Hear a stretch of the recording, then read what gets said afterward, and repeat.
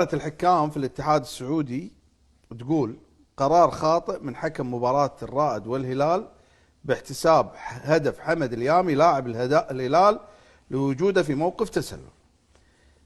هذا طبعا دائرة الحكام في الاتحاد، تعرفون دائرة الحكام. زين الحين احنا شو استفدنا بالله؟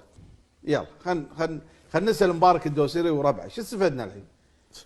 يجيك اخر الموسم يقوم مبارك الدوسري يطامر ويأشر بعلم الفريق الترشيحي ماخذ الدوري، تروح حق السي في مال هالموسم، يا 3/4 مباريات هالفريق الترشيحي تطلع لك دائرة الحكام تقول والله هدف غير صحيح للفريق الترشيحي تم احتسابه، هدف صحيح لم يحتسبه الحكم للفريق اللي ضد الفريق الترشيحي، ركلة جزاء صحيحة لم تحتسب للفريق اللي ضد الترشيحي، ركلة جزاء غير صحيحة احتسبت للفريق الترشيحي في المباراة.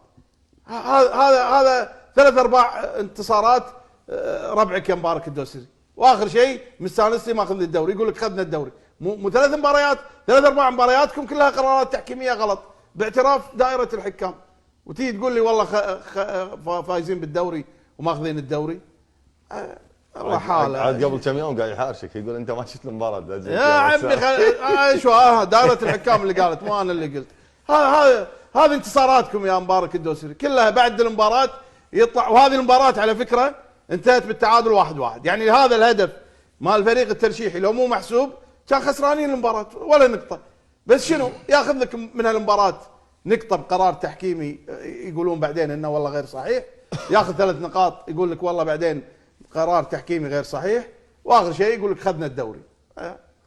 هذا الربع مبارك. عموما كحلوا عيونكم بس يا مبارك، انتم ربعك بكريستيانو وشوف ايش سوى اليوم، ويا ويلك يا المعيوف يا قروهي يا الحراس الجايين يا البليهي، جايكم كريستيانو.